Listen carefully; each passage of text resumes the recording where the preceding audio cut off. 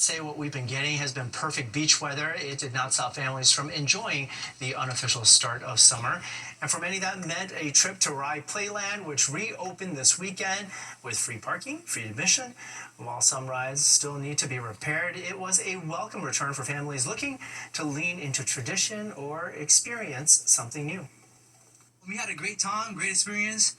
Wish there was more rides for the children, but other than that, a great experience and the food was good. With a bunch of stuff closed this weekend, this was just a really good place for us to come and him to run around and hang out. Are the kids having fun? Yes. What have you been doing? Just play around here and just dig the sand. Sandcastle? Yes. Nice, right? Yep. Playland Beach also opened this weekend and will be open daily starting June 27th on through Labor Day. And while the weekend features beach and barbecues, it is also about those who serve and those who make the ultimate sacrifice. Let's take this moment to look at how the city has been honoring those who serve. Fleet Week kicked off last week with a parade of military might, spearheaded by the U.S. Navy and the U.S. Coast Guard. Warships paraded down the Hudson River as aircraft flew overhead. More than just a ceremonial event for one vessel, the USS New York, it is a homecoming with New York City literally in its DNA. This ship is literally as connected to New York as a Navy ship can be. 7.5 tons of World Trade Center steel built into the hull of the ship. She was commissioned here in November of 2009. She was commissioned on this pier at this very location. It wasn't just soldiers responding to the roll call. Fleet Week has drawn participants of all ages with skills of all kinds. The Harlem Globetrotters, for one, headlining an event, inviting children and grown-ups alike. And calories were burning this weekend at a tug-of-war, the right kind of competition between Marines and sailors. Fun and camaraderie brought together, forging a symbolic gesture. That's why days like Memorial Day, they are crucial, because we must send a symbolic but substantive gesture to the men and women who fight to defend our country, that we recognize you. The recognition continues with parades across the 5 boroughs Monday, and on Tuesday, Fleet Week will wrap up. And close to that location, the Knicks' dream of a playoff run tonight appears to be in serious jeopardy. While they are fighting tooth and nail in Indiana this evening, their fans have flocked to the Garden. Our Kendall Green has been in the middle of the watch party there. He joins us live now. Good evening, Kendall. How's the mood been there tonight? Hey, good evening, Arthur. The Indiana Pacers came in hoping to set up a sweep of the Knicks, and so far, it looks like that won't be a challenge. The Knicks, they want to get their first win of the series, and look at the score. It's a 7-point game, and here in the fourth quarter. Now, if Knicks fans watch tonight have one stat working in their favor, it's their record on the road so far in the playoffs. They're 5-1 when they're away, and of course, fans hope to go up 6-1 on the road after tonight. And thousands of fans are packed here into the watch party at MSG that, like always, has a home game-like atmosphere among fans. But so far, the Knicks have had 11 turnovers since the second quarter. And Indiana went on a 13-0 run that quarter and tied over their largest lead at 55-35. Now, it looks like the Knicks didn't have the answer, but they're rallying right now. And fans are hoping to have a rally to overcome this thing. I'm very disappointed so far. I wanted the Knicks to come out here and at least, show some effort. Obviously, the refs have been playing a huge part of this. A lot of ticky-tacky calls are being called. But again, you have to come out here and show some pride, show some effort. You're down 2-0. You can't go down 3-0. It's not good for us. We need light to shine on that Pacers arena, because the amount of calls that they're getting, how they fouling us and we getting the call? We not getting the call. Does that make sense?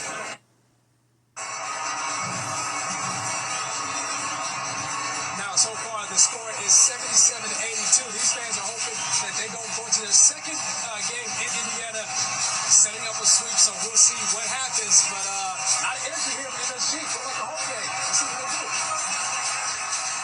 All right, thanks so much, Kendall. The fever level of Knicks mania taking over New York this year echoes that of the 1990s when the Knicks made it to the 2 NBA Finals. See how the news covered those playoff runs. Watch, that was the news then. The 90s Knicks, now streaming for free on the Fox local app. Let's get to some developing news right now. A major attack on the U.S. Embassy in Israel has been thwarted. That suspect facing a federal judge in Brooklyn earlier today. Our Stephanie Bertini is live in the newsroom right now with more on the attempted attack and the ominous social media post the suspect is accused of making. Stephanie. Arthur, Joseph Neumayer, a dual U.S.-German citizen, is facing serious federal charges. It's alleged he traveled to Israel and attempted to firebomb the branch office of the U.S. Embassy in Tel Aviv.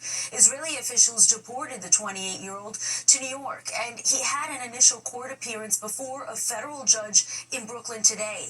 The 28-year-old made a series of threatening social media posts before attempting the attack. That's according to prosecutors. The threats in the social media posts include blatantly stating plans to burn down the U.S. Embassy in Tel Aviv and threatening President Trump's life. Federal prosecutors say he walked up to the embassy building last Monday, got into a confrontation with a guard, and attempted to run away inside a backpack he allegedly left behind. Israeli police reporting flammable materials that could be components for a Molotov cocktail, which is explosive. Law enforcement then tracked Neumayer down to a hotel a few blocks away from the embassy and arrested him, according to the court documents. This taking place against the backdrop of the war in Gaza, which is now, as you know, Arthur, in its 19th month. Back to you. All right, thanks so much, Stephanie. Well, Kyiv came under the largest drone and missile attack yet in the 3-year war there. The Ukrainian President Volodymyr Zelensky is calling out the U.S.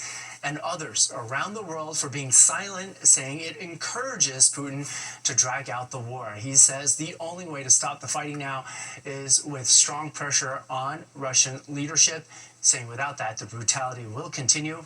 He's also calling for tougher sanctions. Remembering an infamous day from 5 years ago.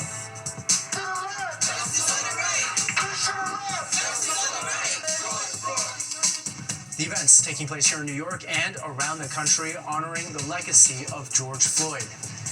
Plus, why one Republican senator is saying the big, beautiful bill is now unlikely to land on the president's desk. And Gina Salazar joins us now with a look at what's coming up tonight. The 10 o'clock news. 5 years ago today, George Floyd was killed. His death sparking protests around the country and here in New York. And in Brooklyn today, activists took to the streets paying tribute to his life while fighting to preserve criminal justice reforms that followed his death.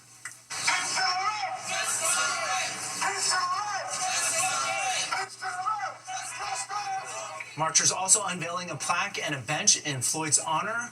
5 years ago, cameras captured George Floyd's murder. Minnesota police officer Derek Chauvin kneeling on Floyd's neck for 9.5 minutes as Floyd cried for help. George Floyd's family was at today's march, still fighting to keep his name alive. It's an array of emotions, but I'm actually happy to see my community, my people, still keeping my brother's name alive. You know, keeping the awareness alive. Chauvin was convicted of murdering Floyd and is serving a 21-year prison sentence. President Trump's one big, beautiful bill may not have the support it needs to pass in the Senate. It made it through the House, but only by a single vote. That was on May 22nd. And now some Republican senators are concerned about the legislation's price tag. On CNN's State of the Union, Senator Ron Johnson slammed the bill, which includes a $4 trillion increase in the debt ceiling. He says there are probably enough senators with him to block it. And developing tonight, President Trump saying he will delay a threatened 50% tariff on the European Union. He had originally planned for it to go into effect June 1st, but has now moved the date to July 9th. He says the extension will buy time for negotiations. The agreement came after a call today with the president of the European Union Commission. Trump says she told him she wants to get down to serious negotiations. Whether by planes, trains, or automobiles, tens of millions of Americans are traveling this weekend on the heels of the New Jersey transit strike and ongoing drama at Newark Liberty Airport. Many at this point are simply hoping to get to their destination without any major issues. Fox 5's Meredith Gorman has the story. It's Sunday of Memorial Day weekend, and people are on the move celebrating the unofficial start of summer. AAA projects that 45.1 million people will leave their homes and travel at least 50 miles from home over this time span. But for flyers, unlike weeks past where traveling through Newark Airport was a complete nightmare filled with delays and cancellations, things at Newark were running smoothly, or as smoothly as they could be, which has airline passengers pleasantly surprised by their experience this holiday weekend. Coming in, it was smooth. It was the transition off the plane. It was easy. This is how it should always be. You know, keep 30% of the people out from being at the airport and we'll be perfect. Today, no problem. Our flight was on time. We got in okay, no problem. Part of that could be due to the volume of departures and arrivals at Newark being cut by about 25%. The FAA will only allow 28 arrivals and 28 departures per hour until mid-June. And on the train side, the New Jersey Transit strike ended last week with trains back up and running in time to accommodate travelers for Memorial Day weekend. According to AAA, though, the most popular type of transportation over holiday weekends is driving, with more than 39.4 million people expected to travel by car over this time period, which is also 1 million more people traveling by car than last year. And drivers say the traffic hasn't been too bad on Sunday, but some are intentionally trying to travel during off-peak periods to avoid dealing with traffic. We were down in Hilton Head, South Carolina, and we haven't hit a lot of traffic. We drove for like 8 hours yesterday, and we came up from Fredericksburg, Virginia today, and it has been bad. I'm living in Atlantic City, so I left a little early today. I'm going to New York, so I left a little early. And with millions of people expected to be traveling back from Memorial Day weekend tomorrow, it's a wise idea, if you're one of them, to give yourself extra time if you'll be driving and plan ahead. Reporting from the Vince Lombardi service area in New Jersey, I'm Meredith Gorman, Fox 5 News. We are getting closer to beach weather, they tell us.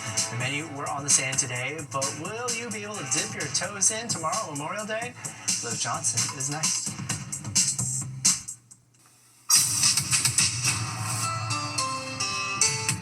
Time now for a look ahead at some stories happening this week.